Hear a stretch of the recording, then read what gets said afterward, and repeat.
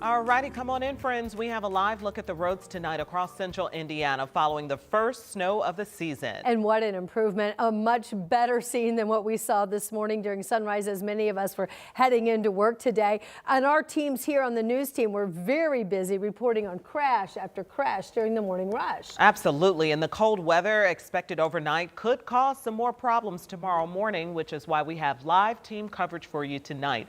Jenna Webster is taking a look at the plans to keep you safe on the road this winter. And we're going to start in the Weather Center tonight with Angela Buckman to tell us what we can expect moving forward. Angela.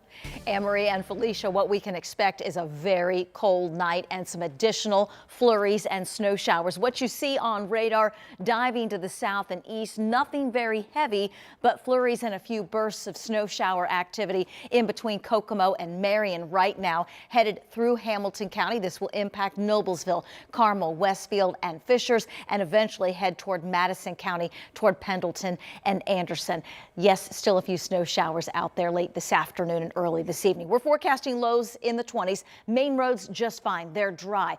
It's those neighborhood roads, the side streets. If they are slushy at all now, refreezing will be an issue overnight and early tomorrow. So plan on a little extra travel time. We don't expect very many, but can't completely rule out a school delay or two early tomorrow. After a snowy start, nice to see some sunshine. Temperatures right now close to 30 degrees. It's going to be cold, feeling like the teens most of the evening. Actual air temperatures tonight will drop into the 20s. As the ladies mentioned, it was a busy 24 hours due to the snow for Indiana State Police responding to crashes, and lots of them. Jenna Webster joins us live with a look at today's response and how crews are preparing for the winter season ahead. Yeah, it's definitely looking a lot different out, at least in downtown Metro Indianapolis, than it was this morning. The sun is shining. Hard to believe we were seeing all that snow this morning, because I actually want to give you a look at our view over I-65. And you can see the road has really dried out. There's still some snow over on the side, but a lot of that has started to melt. ISP actually responded to more than 130 crashes just in central Indiana today. And their message to drivers this winter is to slow down. The first snowfall of the season is officially in the books. And it is a mess out there on the roads already. And one look at the traffic maps. You see multiple crashes being reported across central Indiana. It was accident after accident on the roads. A semi shut down part of I-65 in Greenwood.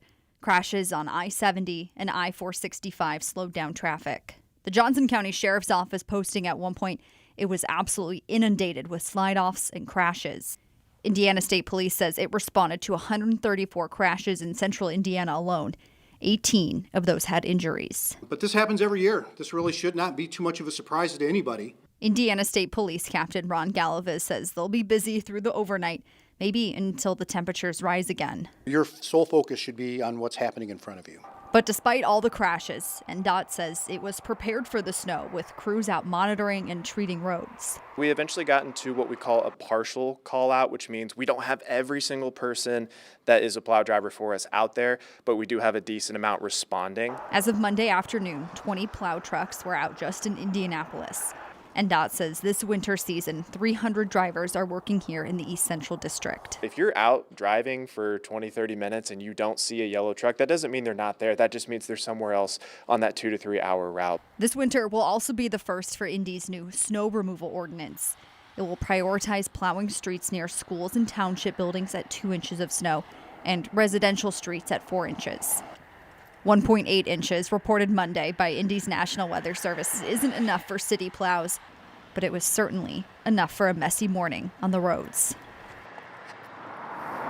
I know I am looking forward to some warmer weather later this week, but we know winter is coming. We know the snow is coming back. So some reminders from ISP and NDOT today, and that is to make sure when it does snow, you are giving the plows lots of distance, giving the troopers on the side of the road helping with the accident some distance, also moving over, and of course making sure that you are wiping off all the snow from every single window of your cars. Anne-Marie, Felicia. Yeah, you think you're saving time, but you just created a problem when you leave with the windshield.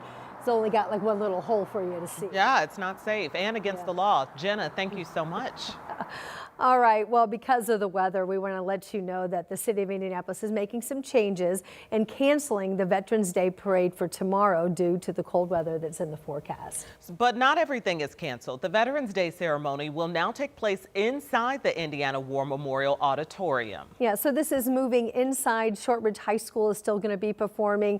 The big concern right now really is parking, because when there's a parade, everyone kind of parks all over, but when you're all going to one place, the War Memorial at the auditorium, they say do plan to come early. That's going to be at 11 o'clock. And if you need the accessible entry that's on the west side of the building, that is the Meridian Street entrance. And of course, that address, as always, is 55 East Michigan Street for the War Memorial. There we go. Everybody's going to be trying to get some of that street parking. Right. Already full. Yeah. Okay, so keep that in mind. Also, the cold weather could cause some slick spots leading to school delays. We had some impact to the schedules this morning, so you can always check out what they might do tomorrow at Live Doppler 13 weather app. We have everything you need to know there for you. Also tonight, we have new developments in the Delphi murders case. It was just in the last hour that the court released more than 1,000 pages of exhibits from the case. These are exhibits requested by the team putting together Richard Allen's appeal. Currently, Allen is serving 130 years for the 2017 murders of two teens, Abby Williams and Libby German. Several weeks ago, Allen's appellate attorneys notified the court they had not received all the exhibits filed in the case, and the Court of Appeals ordered the trial court to send them over. Today, that happened. Right now, we are still working our way through all the pages. Again, it's over 1,000 pages, but we can tell you it includes a couple of long transcripts. It also has dozens of pages of photos and documents that could be used in the appeal related to potential other suspects for the murder, or to bring up the theory that the religious practice of Odinism played a role in the deaths. The appeal will be due in the next couple of months. An update now on a developing story for you now tonight. People are showing their support for that cleaning crew worker who was shot and killed last week outside a home in Whitestown. In just about an hour, they will gather for a prayer vigil, but they have also been protesting outside the Boone County Prosecutor's Office. Ella Rhodes spent the day with them and joins us now live with all the developments there. Ella. Yeah, people are demanding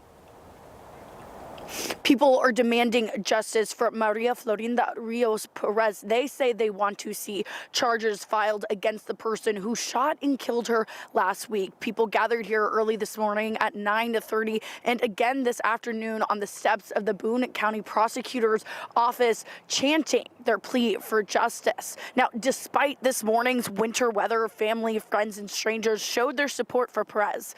In a peace gathering, people remembered Perez, who was shot and killed last week outside a home in Whitestown. Police say she was a part of a cleaning crew and had the wrong address. That's when police say someone from inside the home shot through the door and killed Perez. Family and community members say they want more transparency from the prosecutor's office about who killed Perez. Perez's family and attorney met with the Boone County prosecutor earlier today as well. A friend of the family, Andre Adams, says they want to see action. Let's not politicize this. This is about humans. We want justice for Maria and her family because something does have to be done. We're not arguing laws. We're not arguing politics. The family's attorney says the prosecutor is going through what they describe as a mountain of evidence. The attorney says they are also doing their own investigation into what happened.